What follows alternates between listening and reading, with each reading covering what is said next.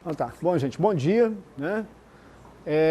Obrigado aí por comparecerem, né? Sexta-feira, 10 da manhã, último dia da escola de verão, né? Fico feliz aqui com a audiência.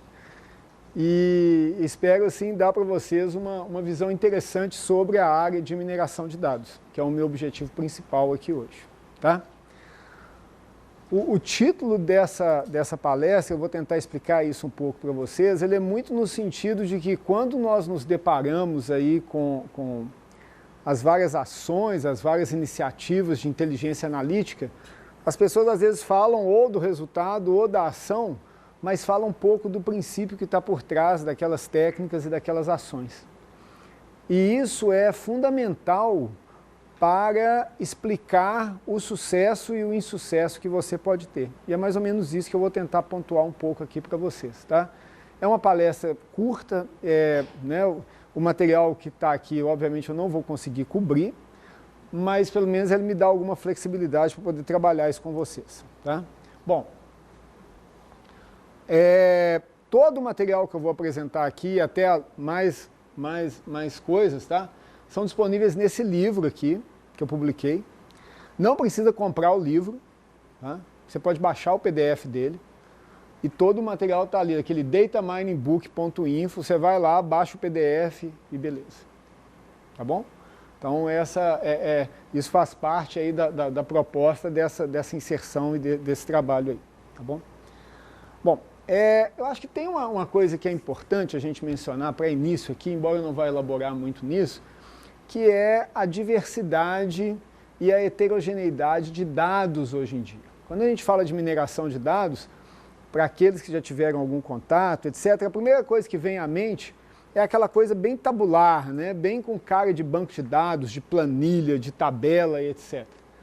Só que há uma variedade muito grande de dados que podem ser considerados nesse espectro, como texto, né, que é uma coisa comum, aí tem recuperação de informação, vocês devem ter ouvido falar disso essa semana, mas tem outros dados que eles já existem, já são amplamente disponíveis e pouquíssimo explorados. Então, quando a gente fala aqui de paradigmas, há uma preocupação no sentido de que não apenas a gente quer resolver os problemas que já existem hoje, mas há problemas muito mais desafiadores que estão vindo por aí, tá? Como você, diante de um vídeo, você realizar uma atividade de mineração, diante de um áudio, uma atividade de mineração, diante de grafos os mais complexos e gigantescos, você extrair alguma informação interessante.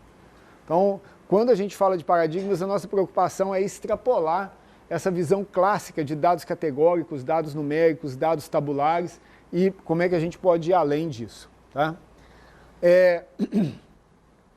Existem diversos desafios quando a gente fala de dados, tá?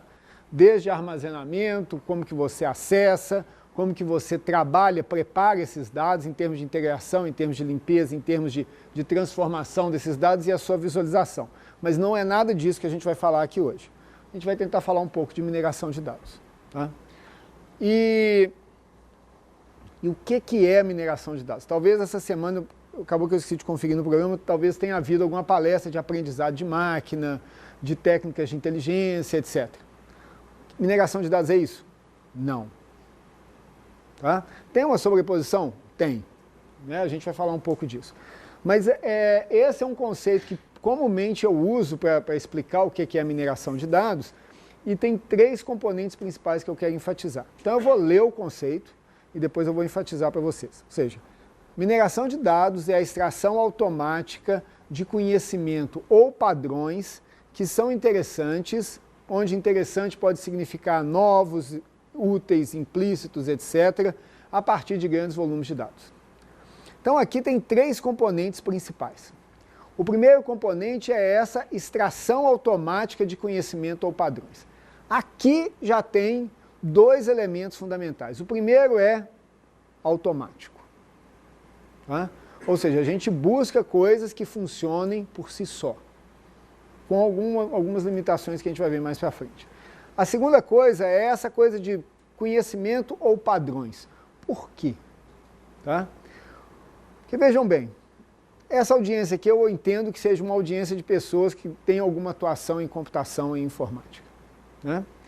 Então, quando você fala de dados, todo mundo entende o que é dados. Dado é uma abstração da realidade. Se eu chegar para vocês e falar assim, informação? Informação é algo que vai além dos dados, é que você agrega um valor, que ela te traz alguma coisa. Tá? E as definições já vão variar. Se eu chegar para vocês e falar assim, o que é conhecimento? Aí danou-se. Tá? Cada um de nós vai ter uma definição de conhecimento diferente.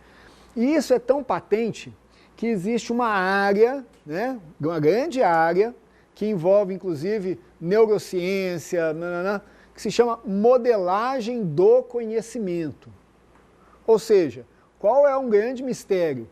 Como nós nos apropriamos e geramos conhecimento? Ninguém sabe direito. Há inúmeras teorias, etc. Esse é o problema de mineração de dados? Não. Ela não se propõe a resolver esse problema. Isso é um problema de alguns de aprendizado de máquina, de neurociência, de inteligência artificial. Não é o problema de mineração de dados. Por isso, mineração de dados dá uma saída pela direita. O conhecimento dela é formatado. Formatado como? Em padrões. Tá? Então, ou seja, o que é um padrão? Se isso, então aquilo. O que é um padrão? Essas pessoas são parecidas por causa disso. Isso são padrões. Tá? Então, a forma que foi encontrada para lidar com as outras duas dimensões, que sejam elas, o grande volume de dados, ou seja, você não pode se dar o luxo de fazer uma análise manual, e você buscar coisas que sejam interessantes do ponto de vista não só qualitativo quanto quantitativo, é você se resignar a lidar com padrões. Como a gente vai ver, não é tão simples assim quando a gente imagina. Tá? E nós temos problemas computacionais sérios, profundos e difíceis a serem tratados nesse contexto. Então, aí é que eu acho que vem uma diferença grande, ou seja, uma coisa é você lidar com uma técnica que pode aparecer em aprendizado de máquina como classificação, mas a visão de mineração de dados ela acaba sendo muito mais pragmática, nesse sentido assim, beleza, pode não ser o modelo mais fidedigno ao raciocínio humano, mas ele roda e ele gera resultado. Então é um pouco disso. Tá? Aí vem uma coisa que ela é chave em computação em geral e é chave aqui, tá? Que são modelos. Ou seja, muito do que nós fazemos em computação é criar modelos. O modelo, o que ele faz? Ele abstrai uma realidade, ele explicita uma informação. Tá? E o que mineração de dados faz é buscar modelos. Tá? Então eu peguei uma definição aqui de modelo, que é o quê? Ele representa a natureza ou a realidade a partir de uma perspectiva. Isso é muito importante, ou seja, todo modelo tem um viés, tem uma limitação, tem uma restrição. Ele por si só, ele pode não ser a verdade completa e absoluta. E a gente tem que estar sempre a par disso. Tá? Um modelo é uma construção artificial onde todos os detalhes que não que não são importantes tenham sido removidos ou abstraídos. Tá? E abstração é a palavra-chave aqui. Enquanto são mantidas as características fundamentais para análise e entendimento. Então, isso aqui eu achei interessante colocar esse slide de modelo, por quê? Porque isso materializa um aspecto fundamental não só da mineração de dados, como da computação. Tá?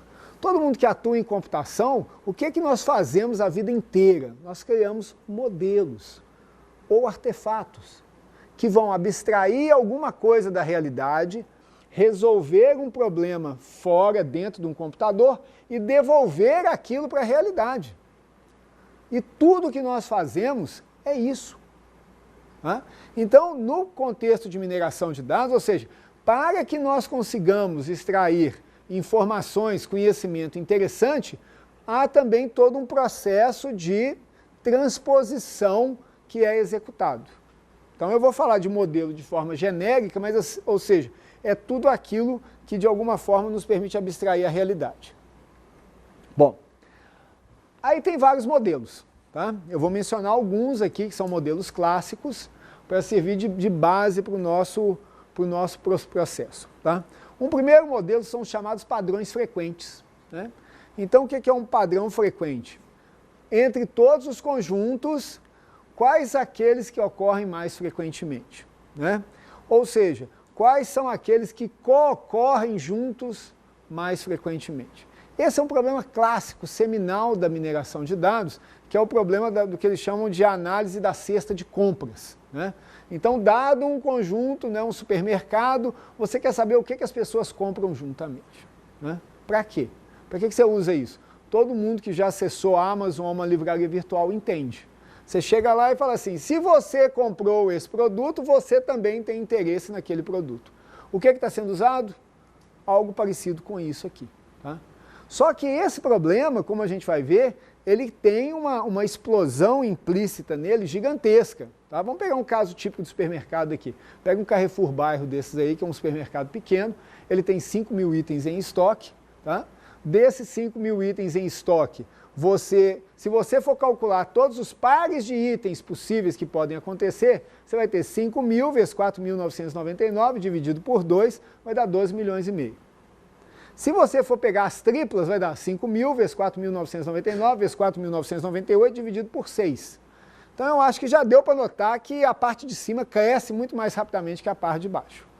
E um problema nosso aqui é como que nós, diante dessa imensidão de possíveis pares, triplas, quádruplas, etc., nós selecionamos aquelas que são interessantes. Então esse é o problema do padrão frequente. Nós vamos voltar nele. O segundo problema, também é um problema clássico, é agrupamento. Ou seja, dado um critério de similaridade, como que a gente pode quebrar um conjunto de entidades em grupos que são mais similares entre si? Então vamos pegar um caso aqui, eu estou aqui nessa sala aqui, eu vou falar, olha, eu quero dividir vocês em 2 grupos. Tá? E o meu critério de similaridade é usa óculos e não usa óculos. Faz sentido isso? Pode não fazer nenhum sentido, mas o critério é meu, pronto. Tá? Então veja, de alguma maneira eu vou ter que achar uma forma de dividi-los nesses 2 grupos. Obviamente que usar óculos e não usar óculos é uma coisa meio literal, né? Mas a ideia é como que eu vou fazer essa divisão. Esse problema é complicado? Ele é complicado. Por quê?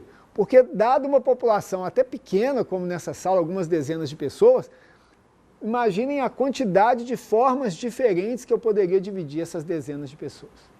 Imagina que o meu problema não é dividir dezenas de pessoas, é dividir milhões, dezenas de milhões de pessoas, né? Então eu quero dividir lá o Facebook em comunidades, né? Para eu achar quem é mais preciso. Então daí a gente tem ideia do tamanho desse problema, tá? O caso típico aqui, segmentação de clientes. Isso é um problema na área de marketing real, né? Você quer saber qual é a sua população de clientes que você deve atacar com uma dada campanha considerando as suas características. Não é um problema simples, tá? E você não sabe de antemão assim, a distribuição das características e das correlações das características na população. Então aí a gente viu o cluster. Nós vamos voltar em todos esses problemas. O terceiro problema é o problema de classificação, tá? Que eu já mencionei aqui.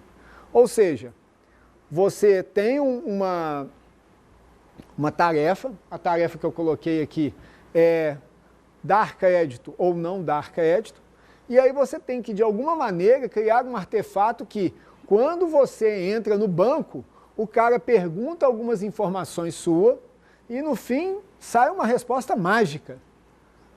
Sim e não. Isso é classificação. Tá?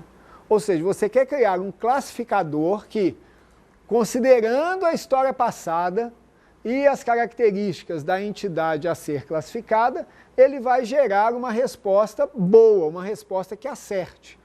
Então, quando você entra no banco e o banco fala que não vai te dar crédito, o que ele está dizendo implicitamente? Que pessoas com o seu perfil deram problema para o banco no passado. É isso que ele está dizendo. Tá? Então, a coisa mais clássica para essa faixa etária de vocês, que é um número mágico, né? é o 25 anos de idade. Né? Se você tem menos do que 25 anos, o seguro é caríssimo, você tem dificuldade de alugar carro, e aí, de repente, você faz 25 anos e você se tornou uma outra pessoa. Né?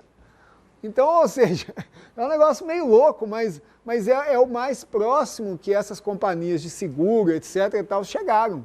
Que há um momento de amadurecimento da pessoa em torno dos 25 anos. Pode ser que ela seja madura aos 20, pode ser que ela não seja madura aos 30. Mas, na média, a maioria das pessoas tem um pico de amadurecimento em torno dos 25 anos. E de aumento de renda também, né? Acho que isso também acaba sendo levado em conta. Mas essa é a lógica do classificador, tá? Bom, aí nós chegamos finalmente nos paradigmas, tá? Normalmente, quando a gente fala de mineração de dados, os cursos, né, as estratégias e até o livro mesmo que eu indiquei para vocês, ele se organiza muito em termos dessas tarefas que eu mencionei. Né? Então, padrões frequentes, classificação, agrupamentos, regressão, detecção de exceções, todas elas estão muito organizadas nesse sentido. Tá? Mas o que é interessante notar é que o desempenho dessas técnicas em cada um desses contextos, ele não está simplesmente associado à tarefa. Ou seja, para uma mesma tarefa, você pode fazê-la de formas diferentes e ter resultados fundamentalmente diferentes. Tá? E esses resultados fundamentalmente diferentes, eles podem ser consequência de pelo menos 2 fatores. Então vamos falar dos 2 fatores. Tá? O primeiro fator é que os dados podem ser intrinsecamente mais adequados para a técnica A ou para a técnica B. Tá? Então, vamos supor o seguinte, vamos pegar um caso que é bem simples da gente imaginar, que você tem um dado com uma carga linear e um dado com uma carga quadrática. Se a sua técnica é linear, quando ela se deparar com o dado quadrático, a gente vai ver um exemplo disso, ela vai colar as placas, ela não vai saber o que fazer com aquilo. Tá? Então isso é uma coisa, ou seja, você tem, na verdade é um bidirecional. Né?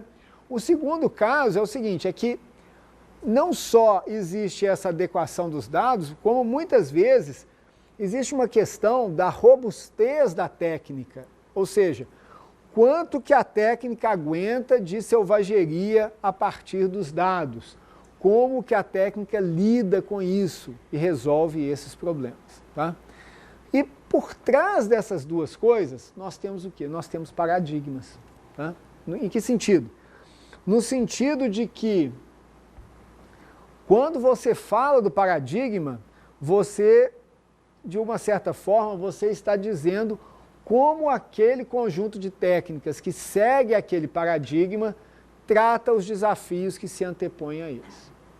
Então, a nossa hipótese aqui, né, o nosso desafio é o seguinte, ao invés de você olhar que a técnica A, a técnica B, a técnica C, que a gente vai mostrar algumas aqui, você olhar o paradigma e falar assim, você aprende 2 coisas instantaneamente. A primeira é, o que esse paradigma é capaz de fazer? E segunda, quais são os desafios para que esse paradigma rode bem? Tá? Então, isso estão entre as coisas que a gente vai discutir aqui hoje. Então, os 4, ou seja, o combinatorial, o probabilístico, o algébrico e o baseado em grafos. E cada um deles tem uma característica e um funcionamento diferente, que é isso que eu quero tentar expor para vocês aqui hoje. Tá?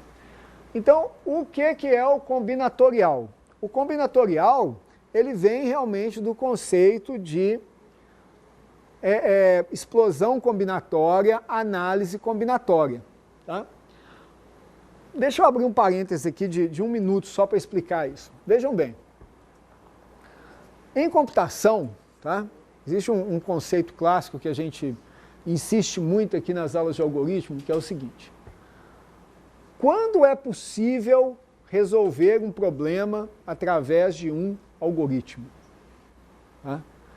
É possível você fazer isso quando aquele algoritmo, né, ele está operando num ambiente que tem duas características fundamentais. E se essas duas características não existirem, não tem como ter um algoritmo. Qual é a primeira característica? O problema, ele é discreto, ou seja, ele tem marcações e estados muito bem definidos. Eu vou dar um exemplo que eu sempre repito ele, vários de vocês já devem ter ouvido o exemplo. Então ele é discreto. Você tem estágios, ou seja, num computador, gente, nada é contínuo. Né? Quando você trabalha com um número real num computador, você está trabalhando até uma precisão X. E ele é discreto dali para frente. E pronto, e acabou. E o segundo aspecto que afeta tudo em computação é que, além de discreto, ele é finito. Não existem coisas infinitas em computação. Então, ou seja, dentro desse pressuposto, para qualquer problema que você tiver, se você consegue delimitar um estado, um conjunto de estados discretos e finitos, o seu pior caso, como é conhecido na literatura, é o quê? É força bruta. Você vai enumerar todos os estados, um deles é a resposta. O exemplo mais simples que a gente tem disso é o quê? É um algoritmo de ordenação. Você pega um algoritmo de ordenação, se você gerar todas as permutações do vetor de entrada, uma delas vai estar ordenada. Todo mundo me acompanhou? O que é um algoritmo, então? Um algoritmo é uma estratégia de caminhar nessas configurações do problema. Então, quando eu falo que eu vou enumerar todas as possibilidades de um vetor e uma vai estar ordenada, essa é a estratégia mais burra que eu consigo imaginar. Os algoritmos de ordenação, quicksort, não sei o que eles são? Eles descobriram alguma propriedade do problema e, através dessa propriedade, eles chegaram mais rapidamente no vetor ordenado. É isso. Isso é a essência. Tá? Quando a gente fala de combinatorial, o que você tem? Você tem problemas que têm um espaço gigantesco de possibilidades. E o seu algoritmo de mineração de dados, ele é nada mais do que uma grande faca. Né? Você sai cortando, até que no fim você tem a resposta, o modelo que você está procurando. E ele é combinatorial. Tá? Ou seja, o que tem de estratégias? Você tem estratégias de podagem, que você tem que podar violentamente as opções que você tem para chegar na solução, ou quando não é possível podar ou não vale a pena ou você não sabe como podar, você pode tentar fazer coisas aproximadas. Ou seja, no sentido de que, beleza, não vou conseguir achar a solução ótima, mas a solução é boa o suficiente. Tem vários casos disso. Mas notem que o que caracteriza o problema e a estratégia de solução é ter um espaço de busca gigantesco no contexto aqui, tá? Bom, agora eu vou começar a saltar umas coisas aqui, tá, gente? Então eu vou pegar o primeiro combinatorial aqui, que é esse problema da cesta, né? De achar a cesta de contas. Há vários outros aqui, tá? Então tem de agrupamento, tem de classificação, combinatorial é uma coisa bem popular. Tá? Bom, então, como eu mencionei, o problema da mineração dos padrões frequentes, aqui dos conjuntos frequentes, é você encontrar diante de uma base de dados quais são aqueles conjuntos de itens que ocorrem com a frequência acima de um limiar. Tá? Então aqui tem toda uma formalização e eu prefiro mostrar essa base aqui que é mais fácil. Tá? Olha essa base do meio aqui. Então você tem lá ABDE, BCE, ABDE, ABCE, ABCDE, ABCD. Vamos supor que cada um daqueles lá é um ticket de caixa do supermercado. Uma pessoa veio e comprou ABDE, a outra veio e comprou BCE e assim por diante. O que eu quero descobrir é quais são os conjuntos de itens que ocorrem em pelo menos metade das minhas transações. Notem que quando eu faço isso, existe uma premissa implícita aqui no processo que eu estou dizendo que o que ocorre frequentemente é importante. Tá? Isso vem da semântica do problema. Agora, eu coloquei essa base simples aqui para vocês, exatamente para a gente entender como esse problema não é fácil. Então vejam, vamos parar e pensar. Eu tenho 5 itens. Vamos estudar, vamos entender a explosão combinatória. Eu tenho 5 itens. Quantos conjuntos de itens eu possuo potencialmente? 2 elevado a 5 menos 1. 31 conjuntos. Porque o vazio não faz sentido. Todo mundo me seguiu? Aí eu faço a seguinte pergunta para vocês. Olhando essa base de 6 transações e os 31, respondam rapidamente. Quantos ocorrem pelo menos 3 vezes na base? Notem que os meus números são ridículos. Né?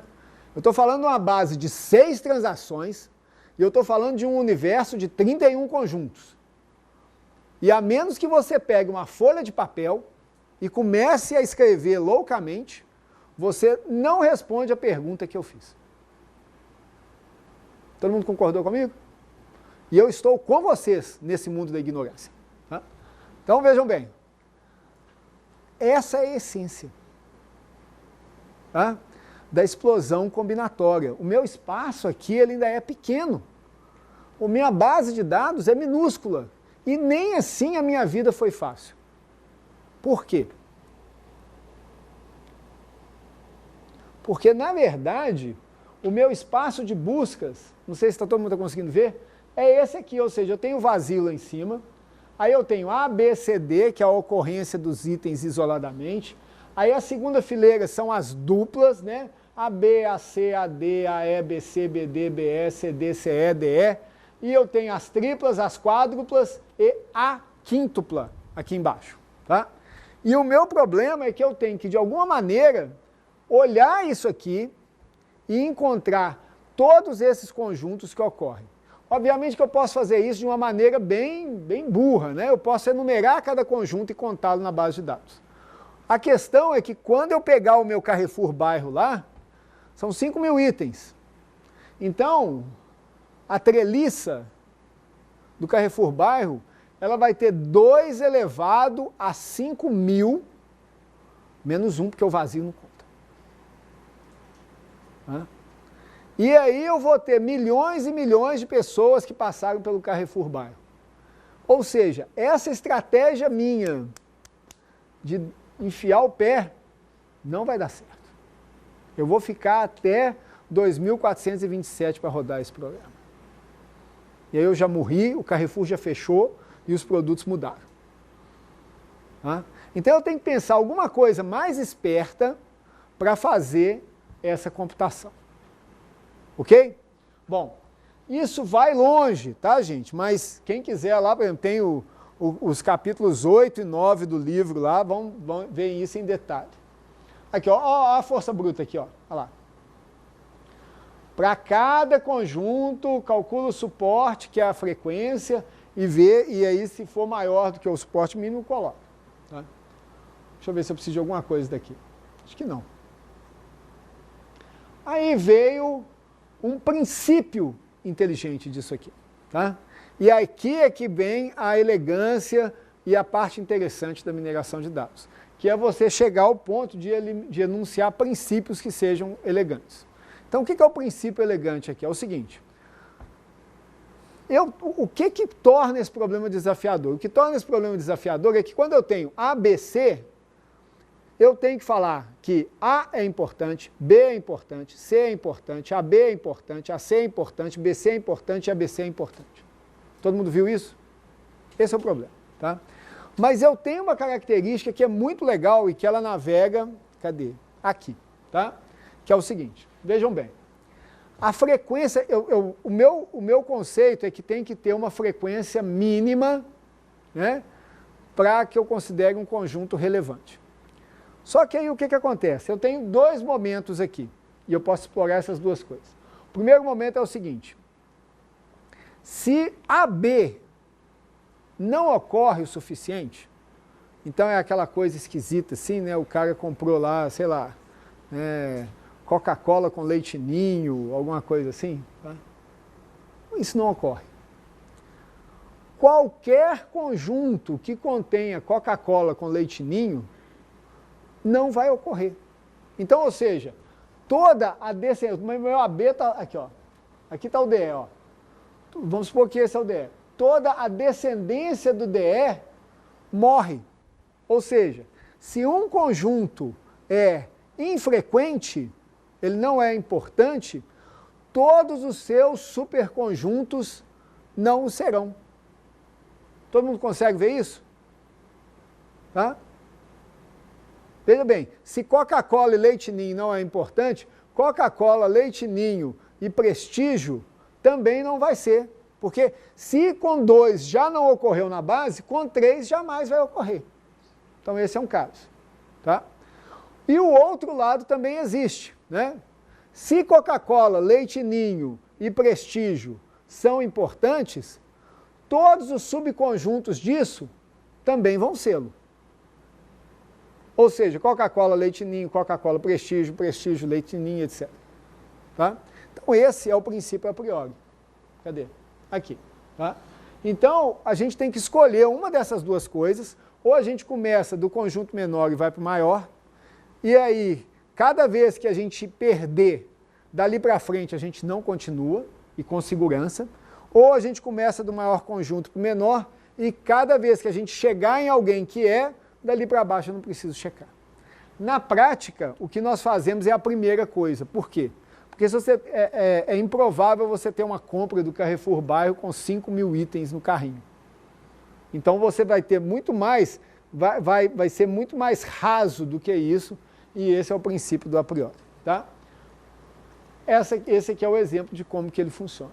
Né? Mas eu veja, infelizmente, como eu mencionei, meu tempo é curto aqui, eu quero vender uma série de coisas para você. Então a primeira coisa é isso, eu tinha um problema gigantesco, e aí eu olhei o problema e achei uma estratégia bacana de trabalhar menos do que se eu fizesse a coisa exaustiva. Tá? Esse é o paradigma combinatorial. E tem vários exemplos onde você faz isso. Aí aqui está o algoritmo resultante, que eu não vou nem entrar no método, porque já falta 20 minutos para acabar aqui. Então vamos embora. Tá tudo lá no livro, viu, gente? Fica tranquilo. Né? Até cheio de figuras, né? Olha só. Tá, um monte de somatório, gráfico. Voltei. Probabilístico. Tá? Probabilístico é diferente. Né? O probabilístico, você, na verdade, você elege uma ferramenta, e a gente vai ver um exemplo aqui, e aí, como você elegeu a ferramenta, que aí é o modelo, ou seja, ele é um modelo probabilístico nesse caso, a sua tarefa é determinar quais são os parâmetros para aquele conjunto de dados. E nesse caso, notem que eu não tenho, o meu espaço de busca é o espaço de busca dos parâmetros do modelo, ou até dos modelos, mas não é aquele espaço de busca de milhares, milhões de conjuntos, etc, etc, etc. Tá bom? Então esse aqui é o caso aqui do probabilístico. Aí você tem a visão probabilística, vamos embora. Alta velocidade. Aí tem um algoritmo que chama EM, tá? Que vem de Expectation Maximization. Tá? Ele é interessante não só porque ele é um algoritmo probabilístico, tem outros ali que eu mencionei, não só porque ele é um algoritmo probabilístico, mas também porque ele é um algoritmo iterativo, então ele mostra bem essa busca dos parâmetros. Vamos lá. Aí tem um monte de fórmula, tal, depois vocês olham as fórmulas, mas basicamente o que ele faz é o seguinte, ele olha os dados, vê qual é a tendência dos dados e calibra o modelo. Olha, calibra. Por isso que ele tem expectation e maximization. A expectation é na hora que ele avalia a qualidade do modelo dele, o maximization é a hora que ele melhora o modelo. E ele fica interativamente nisso, usando uma lógica aqui de gradiente descendente, etc., que eu não vou ter tempo de explicar para vocês, infelizmente. Mas eu quero dar a intuição. E a intuição é isso aqui. Tá? Exemplo simples, né? É M em uma dimensão. Então eu tenho essas bolinhas aqui no eixo, são os pontos que eu quero agrupar. E vamos assumir, sem perda de generalidade, que os números nos eixos representam alguma quantidade. Então, o meu objetivo no algoritmo de agrupamento é colocar no mesmo grupo gente que está perto. Obviamente que você chega e fala assim, pô, mas que desperdício, né? Dá para ver aqui quem está perto de quem. É só marcar ali. Não, mas eu quero, notem, automatizado, eu quero que o meu algoritmo faça isso. Tá? Então, vejam bem, então eu tenho uma bolinha ali no 1, né? Isso aqui funciona? Xiii. Tá, mais ou menos dá para ver, né? Então eu tenho uma bolinha, perdi ela. Não, eu sou daltônico completamente, eu não vejo essas bolinhas direito. Vamos lá, aqui ó, eu tenho uma bolinha aqui, ó, aí tem outras aqui, outra aqui, um monte aqui, tá? Aí o meu modelo ele começa aleatoriamente. Então eu falo assim, eu quero dividir essas bolinhas em 2 grupos e colocar essas que são mais próximas juntas, tá? Mas eu não sei direito onde é que estão as bolinhas. Aí, ó, esse aqui essa normal aqui, ó, é um dos meus modelos, né? E essa outra aqui é o outro modelo meu. Todo mundo viu isso? Essa normal aqui, ela está com a média em 6,63 e essa aqui está com 7,57. São 2 números que eu sorteei, tá? Daqui a pouco vocês vão entender.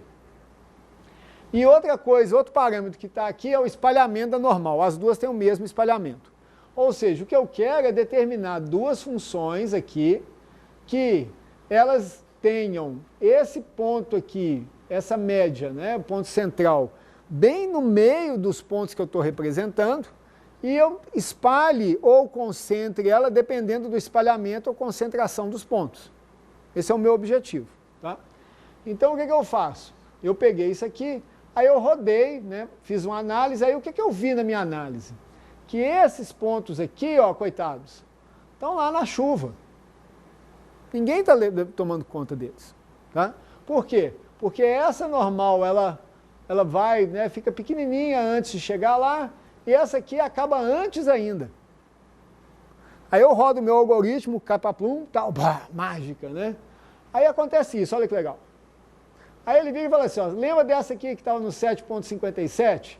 Não, arreda ela um pouquinho para a esquerda, deixa ela um pouquinho mais concentrada, que vai ficar melhor.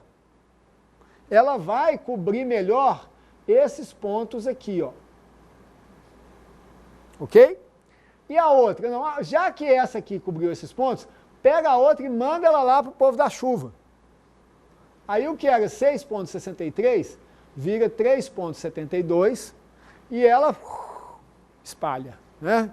Esquema Rexona, né? Sempre cabe mais um ponto, ela abre e pega os pontos todos, está todo mundo lá, né?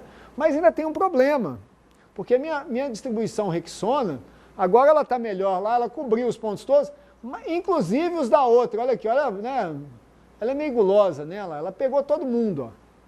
Essa área de sobreposição aqui entre elas não é boa, porque você vai ficar na dúvida, afinal de contas, ela pertence a esse ou esse? Eu não sei. As duas, né? Tem pontos que estão nas duas. O que você faz com isso? Você continua, né? Aí, quando você continua, em algum momento você vai chegar nisso aqui. Olha que legal, tá? Então, a minha lá, exclusivista lá, ó, ela não só ela chega aqui num 7,57, que é um ponto bem central, e voltou até próximo do anterior, como olha como ela ficou restrita. Então, ela representa muito bem esses pontos aqui, ó. Ok? E a outra ficou com o resto, que é um povo meio desorganizado, meio bagunçado, está meio espalhado lá no eixo, mas ela consegue cobrir todo mundo. E o pico dela fica aqui próximo da zona de maior densidade. Todo mundo viu? Beleza? Tá? Então essa é a essência do modelo probabilístico. Eu quero, né, calibrar os modelos de forma que eles sejam mais fidedignos possível à natureza dos dados por baixo. Aí você vai, mas esse exemplo é muito fácil. Não, mas esse algoritmo ele é muito robusto. Vamos pegar aqui, ó. Olha esse caso aqui. Pegar... Deixa eu fazer tem uma coisa aqui que eu me orgulho muito nesse livro. Quem já mexeu com LaTeX na sala? Todas as figuras são LaTeX nativo, gente, ó. Quem já fez, respeita. Aqui, ó. Né? Tudo LaTeX nativo aqui, ó. Real, esses pontos são reais, o algoritmo é real. É tudo real aqui, tá? Não tem essa coisa de aleatório, não, aqui, ó. Então eu tenho aqui, pontos, né? E eu quero agrupar esses pontos. Aí, inicialmente, olha lá, eu coloquei três modelos aqui, ó. Um está nesse quadrado aqui, ó, outro nesse triângulo e outro nesse círculo. E aí eu vou integrando, né? Vou integrando aqui, olha lá. Né? Até que com 36 eu cheguei, ou seja, esse aqui ficou bem definido, ó, e esses dois aqui ficaram mais bagunçados, mas mesmo assim eu consegui dar uma boa separada, perdi o ponto aqui, eu consegui dar uma boa separada neles aqui no meio. Tá? Esse algoritmo ele funciona muito bem, gente, desde que os pontos sejam separáveis. Tá? Mas mais do que isso, eu acho que eu consegui explicar para vocês aí a lógica do probabilístico. E tem vários outros casos aqui, tá? Então, bora, atenção, com toda velocidade, né? Aí tem aqui, Navy Base, aí cheguei no último. Algébrico. Algébrico é um negócio legal, tem uma tendência recente muito forte no algébrico, etc, etc, etc, etc. E o que é a estratégia algébrica? É a seguinte, se você conseguir pegar o seu problema e mapear aquele problema como um conjunto de operações de álgebra linear, instantaneamente você encontra uma solução para o seu problema. A questão é o que a álgebra linear consegue e não consegue fazer. Tá? E aí você tem que estar muito atento a isso, porque o que mais acontece nesse caso é você tentar que as estratégias de álgebra linear façam coisas que elas não sabem fazer. E aí vai dar errado. Tá? Por isso que é importante entender o princípio por trás. Então, vou pegar um caso aqui, né, que é um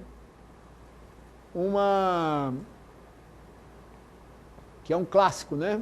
Tem dois aqui, mas eu vou pegar um deles. Que é o nosso amigo SVM. Tá? Então, quem é o SVM? O SVM é uma técnica estado da arte de classificação. O que essa técnica estado da arte da classificação ela tem que fazer? Dado, né, um conjunto de pontos aqui, conhecidos como círculos e triângulos, eu quero, de alguma maneira, identificar qual é a característica desses pontos que vai me permitir separar círculos de triângulos. Ok? Então, o que é essa característica? Essa característica, nesse caso trivial, é um hiperplano bidimensional, comumente conhecido como reta, né? Mas se for tridimensional é um plano, se for 4 dimensões é um plano 4 dimensões, e aí continuamos, né, nessa viagem pela maionese eterna. Mas vejam bem, aqui é um plano, tá? E aí eu tenho os círculos de um lado, que eu sei que são círculos, eu tenho os triângulos do outro, que eu sei que são triângulos. E qual que é a pergunta que eu faço? A pergunta que eu faço é o seguinte, eu tenho direito, como modelo, a traçar um plano. Um só. E aí a minha pergunta é, qual é o melhor plano? Notem que, mesmo separando os círculos dos triângulos, o número de planos que eu posso traçar aqui é infinito, mas eu quero o melhor deles. Essa é a pergunta que a álgebra linear responde.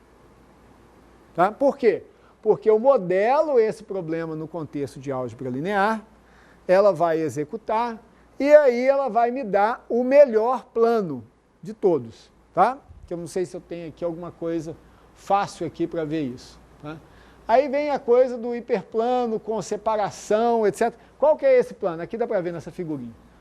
Ele é o plano que vai considerar, aí vem o nome do algoritmo, né? Esse aqui são os vetores suporte, ó, são esses pontos que estão mais próximos do vetor. E há um teorema que mostra que eu maximizo essa distância entre o plano e os pontos se eu resolver isso da forma que eu não vou mostrar para vocês aqui agora. Tá? Mas acreditem em mim. Né? E se não acreditarem, leiam lá no capítulo 21. Ok? Mas é a intuição. Então veja, a transição importante é o seguinte, toda vez que eu consigo modelar o problema como um problema de álgebra linear, eu abro um leque de possibilidades e ferramentas que eu posso utilizar para resolver o meu problema. E eu tenho que respeitar as limitações. Então, qual que é o grande desafio aqui? Aí eu vou mostrar duas figurinhas para vocês que são legais. A primeira é essa aqui, ó. Aí tal, beleza, fiz aqui, olha o que houve, né? De repente, não tem mais como achar aquele plano perfeito. Por quê? Porque o mundo é imperfeito, tá? Então, quando eu olho aqui, olha lá, no meio dos círculos tem um triângulo, e no meio dos triângulos tem um círculo. E aí, o que eu faço? Aí que vem o mérito grande da técnica. Esse problema foi modelado e eu incluí uma coisa que se chama folga, onde folga é o quanto eu invado a fronteira do outro, misturei tudo lá e eu continuo achando, né, cadê esse maldito aqui? E eu continuo achando o plano que menos folga demanda. Tá bom? E aí vai. Deixa eu fazer uma consulta aqui. Quem já usou a SVM? Qual que é o parâmetro que tinha nele? Não, tinha um parâmetro que chama C. Só o C. O C é a folga. Se o C for pequeno demais, você pode espanar o modelo, ele vai dizer, falar assim, com esse C eu não resolvo. Se o C for grande demais, o modelo pode ficar lá balangando, lá, meio soltão, sem saber o que faz. Ok? Mas aí é que vem a questão paradigmática, gente. É isso que eu estou... Veja, eu não vim aqui para ensinar modelos de mineração de dados para vocês. Eu vim aqui para provocá-los a encarar as técnicas de mineração de dados de uma forma paradigmática. Esse é o meu objetivo aqui hoje. Tá? Então vamos lá. Então aqui.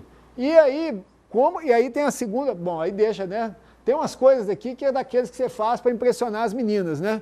Você chega e fala assim, mas o seu modelo satisfaz a condição KKT? A menina olha assim, KKT, né? Tem ele aqui, escrito em algum lugar. Né? Ou então, a função de Kronecker. Você tem que saber usar, né, esses termos assim para impressionar. Mas o problema é o seguinte, o SVM, como ele é álgebra linear, a única coisa que ele resolve realmente são separações lineares. O que acontece se o seu modelo não for linear? Tipo isso aqui. Olha lá. Você tem círculos ao redor, triângulos no meio. Se você tentar traçar um plano para separar isso aqui, não vai dar. Tá? Aí o que você tem nesse caso? Aí existe toda uma escola gigantesca dos chamados kernels, né?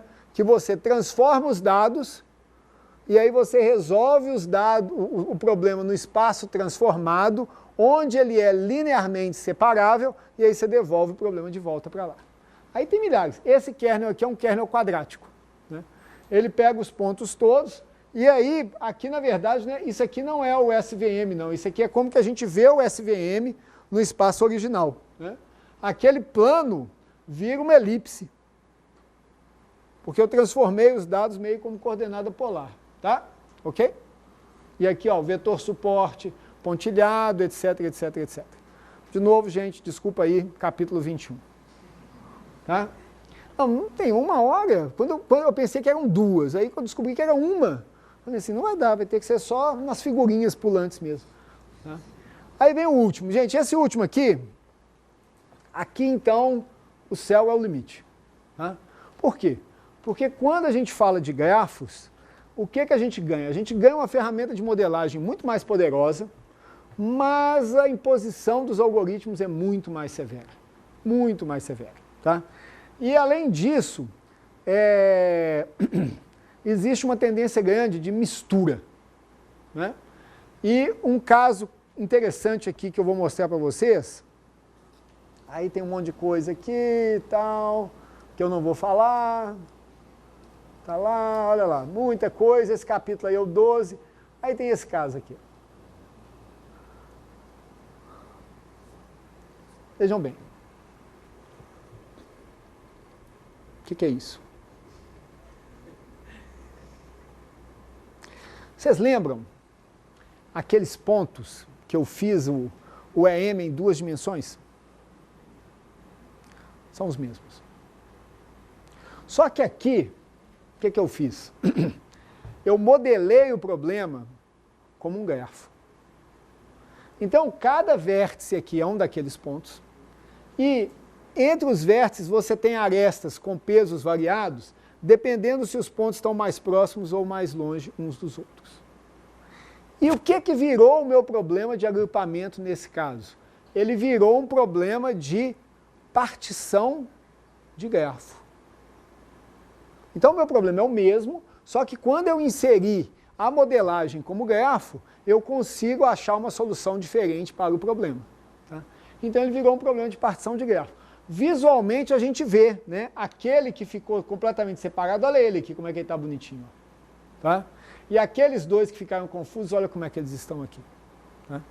Só que aí, nessa hora, a minha estratégia de agrupamento, ela passa a ser outra. Tá?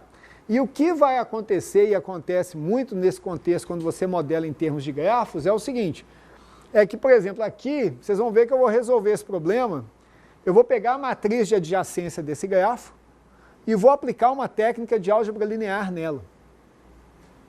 E isso é conhecido como estratégia espectral. Em outros casos, eu vou fazer uma amostragem, porque o grafo é muito grande. Então, e vou criar um modelo meio que probabilístico. E isso é o que eu acho que é interessante quando a gente fala de modelagem baseada em gráfico, é que você ganha uma riqueza, é um outro compromisso clássico. Você ganha uma riqueza na representação, você eventualmente resolve problemas mais complexos e mais difíceis, mas você acaba tendo que usar um conjunto de ferramental maior do que o ferramental clássico.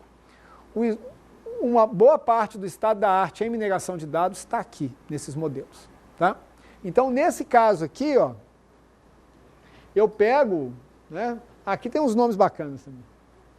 Cadê? Não está aqui ainda não. Eu pego a matriz de adjacência e aí eu começo a fazer mastigação nela. Né? Então, eu pego os autovalores, os autovetores. Olha, aqui é que está a transição. Quando eu falei do SVM lá, eu falei de autovalores e autovetores dos dados. Aqui eu vou trabalhar com autovetores e autovalores da matriz de adjacência, que já é uma derivação dos dados originais. Tá? E aí eu vou trabalhando. Né? Aí eu pego o Laplaciano, aí vem aquela coisa, né, para deixar obscuro.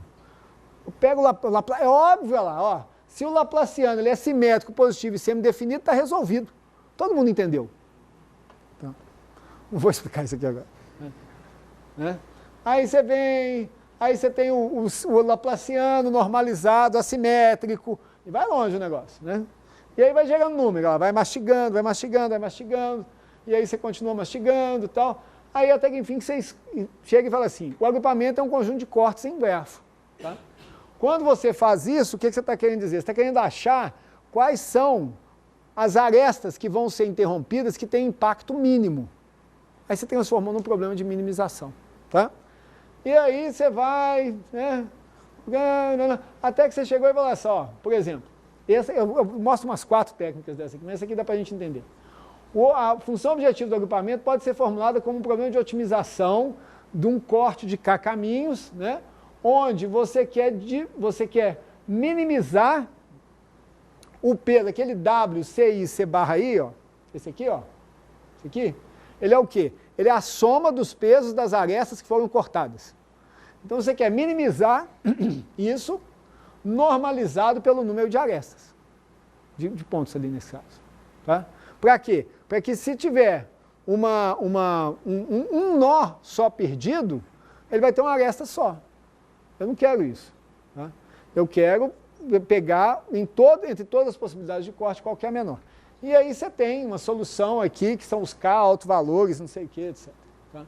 Então vamos embora. Aí vem toda a lógica de agrupamento espectral, e olha lá, aí está o resultado. Tá?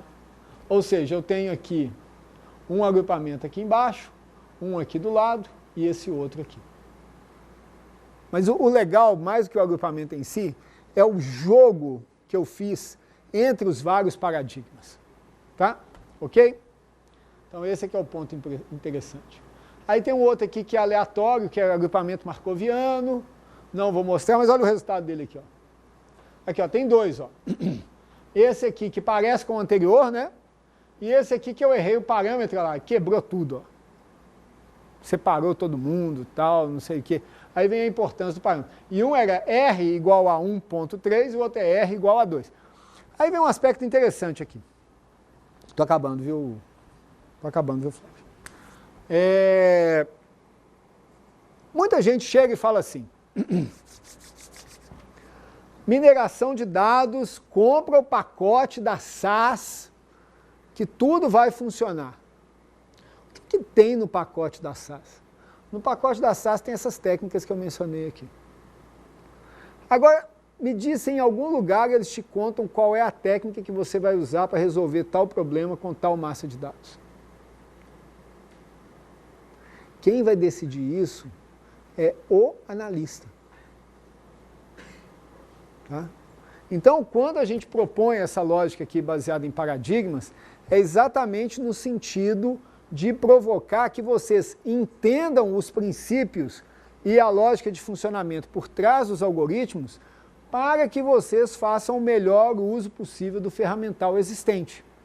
Não apenas como uma questão eventual de pesquisa, mas também como uma questão eventual de atuação. Tá? Por uma questão, obviamente, bairrista, eu acredito que mineração de dados é analytics e machine learning, não sei o quê, é uma das áreas de maior potencial hoje em dia. Por quê? Porque não há uma perspectiva de automação completa do processo no curto prazo. E vocês vejam que analisar e navegar nesses cenários que eu coloquei aqui não é uma tarefa simples. Tá? Acabando. Beleza, conclusão. Tá? Dados, né, não são mais problema. Esqueci de falar isso no início, mas eu falo no fim. Tá? Já houve uma época que armazenar dados era um problema. Hoje não é mais. Entretanto, a despeito da quantidade de dados que a gente armazena, a gente continua pobre em termos de informação. Né? Tem um exemplo típico, né, que eu acho que eles até consertaram, mas que eu mostrava que era o seguinte, para mostrar como é que a gente ainda está longe, né? Eu pegava e colocava uma consulta no Google, ela ainda está lá, que é panela velha. Né? Aí se eu fizer assim, panela velha, né? O que é panela velha? Aí vai vir normalmente da audiência duas coisas, ou uma loja de consertar panela, né? Ou a música do Sérgio Reis. Correto? Mas o Google, por um bom tempo, a primeira resposta dele era um site pornô de coroas, chamava Panela Velha é que faz comida boa. Tá? Então eu colocava no Google e falava assim, vamos ver aqui a ambiguidade da internet, panela velha, aí aparecia as coroas lá. Né? Então não vou fazer isso aqui hoje, até porque não está funcionando mais, né? Já melhoraram isso aí. Tá? Então, olha só, o ponto é que ainda há um espaço gigantesco para a construção de novas técnicas, de novas estratégias, de novos processos. Tá? Mesmo porque vários problemas vão surgindo. Então, gente, é impressionante hoje em dia, né, a quantidade de informação e de dados que essa variedade de sensores, de todas as formas que estão surgindo, nos provê. Não só a web, não só as redes sociais, mas essa quantidade de relógio inteligente, celular, não sei o quê, sensor. Outro dia eu fiquei sabendo, só para vocês terem uma ideia, vou pegar um número de Belo Horizonte aqui para assustar. Tá?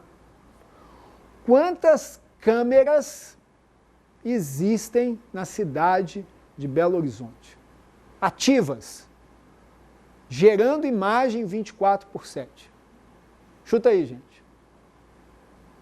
A cidade não é tão grande assim não. Quantas câmeras existem ativas na cidade de Belo Horizonte? Que é homenagem aqui aos nossos cinegrafistas. 1.300 câmeras. Aí você fala assim, nossa, como é que isso é usado? Isso não é usado. Tá? Por quê? Porque o pessoal liga e fala assim, teve uma batida na Antônio Carlos na porta da UFMG. Aí o cara da operação fala assim, peraí, qual que é a câmera mais próxima lá da Antônio Carlos? Ah, é a câmera 328. Tá, põe a imagem da câmera 328 aí na tela. É assim que elas são usadas. Tá? Então daí tira uma ideia do que é possível fazer. Vocês imaginem a quantidade de análises, de coisas que você poderia fazer, falar assim, ó, vai ter um assalto, tem um pessoal se acumulando, eles vão quebrar essa loja. Nós estamos fazendo isso aqui nesse prédio. O prédio é assim. Todas as câmeras têm um sisteminha por trás que identifica mudanças de comportamento na imagem. Então já existe alguma tecnologia, mas ainda tem muito mais a ser feito. Tá?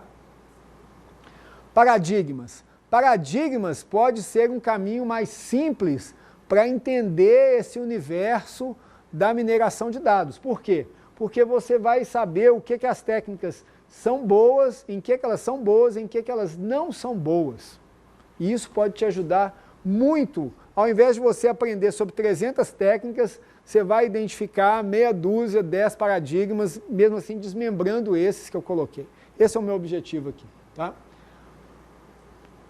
E isso também vai facilitar no seguinte sentido. Surgiu uma nova técnica, eu olhar e falar assim, pô, mas onde é que isso se enquadra ali? Ah, ó, ela usa isso, ela usa aquilo. Ah, então ela está próxima desse pessoal aqui. Será que eu posso usá-la nesse contexto? Será que ela não vai gastar muita máquina? Será que ela vai dar uma boa resposta, etc? Então, aí é que vem a nossa discussão dos paradigmas, tá bom? Bom, gente, 1 hora cravado. Obrigado mais uma vez, né, por terem comparecido aqui às 10 da manhã. 5 minutinhos de pergunta, só para a gente terminar.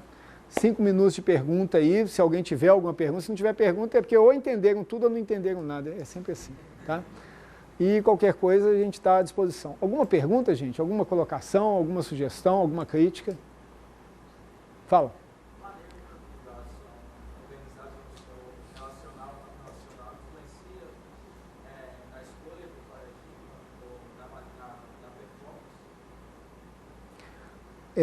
Boa pergunta. Uma pergunta é, a forma que os dados são organizados, se eles influenciam na escolha do paradigma, qual que foi? Tem uma segunda parte da sua pergunta. E se tem alguma diferença de desempenho. Tá bom. Em relação ao desempenho, com certeza. Tá? Por quê? Porque você tem problemas de entrada e saída. Você tem, vejam bem, tem uma coisa que eu acho que eu deveria ter enfatizado também, que é o seguinte. As técnicas, eu tentei enfatizar isso aqui, elas têm um comportamento e um funcionamento muito claro e muito bem definido. Tá? Quando você pega o dado da forma menos elaborada e simplesmente joga dentro da técnica, o que você está exigindo dela naquele momento? Você está exigindo que ela faça duas coisas. Uma é a coisa para a qual ela foi pensada, que é extrair um modelo daqueles dados. A outra é a coisa para a qual ela não foi pensada e que você, por preguiça, não fez, que é preparar os dados para que eles fiquem mais adequados para a técnica. Tá? Então, a questão dos paradigmas e das técnicas, ele é importante exatamente nesse sentido, porque dependendo de como que ela lida com os dados na busca dos modelos, entra aquela fase inicial que eu não falei, de transformar os dados e prepará-los de forma mais adequada. Veja que o meu exemplo final foi isso. Eu tinha os meus dados de forma tabular, eu tive dificuldades em fazer agrupamento daqueles dados, aí eu experimentei uma modelagem diferente baseada em grafos. E isso me habilitou a utilização de uma técnica de análise espectral. Entendeu? Eu até enfatizei isso na hora. Nota que nesse último caso, o dado que eu usei não foi o ponto original, mas foram as arestas do grafo que eu montei. Percebeu? Então eu tinha N pontos. Aí, o que eu fiz nesse caso? Eu fiz como que um aumento de dimensionalidade e eu usei potencialmente N ao quadrado arestas para fazer a minha tarefa. Onde cada aresta representa a relação entre um par de pontos. Ok? Então, quando eu mencionei para vocês o potencial da atuação em mineração de dados em termos da agregação de valor, era nesse sentido que eu tinha em mente. Tá? Porque essa decisão, será que eu uso na forma original, será que eu transformo, será que eu enriqueço, será que eu agrego, será que eu faço alguma outra coisa? É exatamente aí que não tem automação. Na modelagem da solução, na modelagem da estratégia, e uma vez que ela esteja modelada e tão bem modelada quanto possível, Aí você roda o algoritmo vai te dar uma resposta. Ok? Mais alguma dúvida, gente? Não? Tá bom. Muito obrigado aí. Né? Um ótimo dia.